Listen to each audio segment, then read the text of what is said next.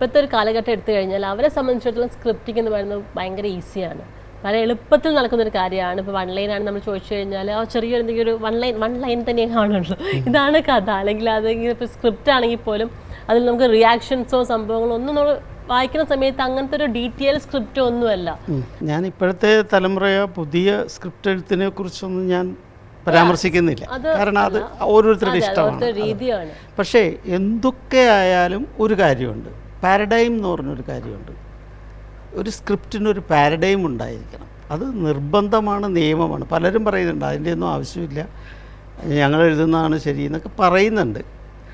പക്ഷേ നിങ്ങളൊന്ന് ആലോചിച്ച് നോക്കണം, അതിന് ഏറ്റവും നല്ലൊരു ഉദാഹരണം പറയുന്നത്, ഇപ്പോൾ ഒരു ടേബിൾ നമുക്ക് വേണമെങ്കിൽ ഉണ്ടാക്കണമെങ്കിൽ ഈ ടേബിളിന് അത്ര പണി അറിയാവുന്നവനാണെങ്കിലും അറിയില്ലാത്തവനാണെങ്കിലും അതിനൊരു പാരഡൈം ഉണ്ട്.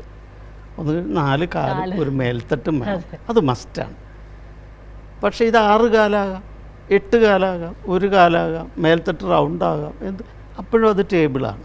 പക്ഷെ ഇതിൻ്റെ ഹൈറ്റ് കൂടിപ്പോയാൽ അത് ടേബിൾ ആവില്ല, ഇതിൻ്റെ ഹൈറ്റ് കുറഞ്ഞു പോയാലും അത് ടേബിൾ ആവില്ല, അത് സ്റ്റാൻഡെന്നോ ടീപ്പോയെന്നൊക്കെ പറയുള്ളൂ, മേശയാവില്ല. അതാണ് അത് പാരഡൈമിന് ഔട്ട് പോയതുകൊണ്ട് സംഭവിക്കുന്നതാണത്. ഇത് തന്നെയാണ് സിനിമ എഴുതുന്നതിനൊരു പാരഡൈമുണ്ട്, അതൊരു 10 ടൈപ്പ് ഓഫ് പാറ്റേൺസ് ഉണ്ട് മിനിമം. ഇതിലേതെങ്കിലുമൊക്കെ അവലംബിക്കാവുന്നതാണ്. കോമൺ ആയിട്ട് എല്ലാവരും യൂസ് ചെയ്യുന്നത് 3rd ആക്ട് പ്ലേ ആണ്. ഞാൻ നേരത്തെ പറഞ്ഞു, ആക്ട് 1, ആക്ട് 2, ആക്ട് 3 എന്ന് പറഞ്ഞാൽ 3 ആക്ട് വെച്ചും ഇത് ചെയ്യാം.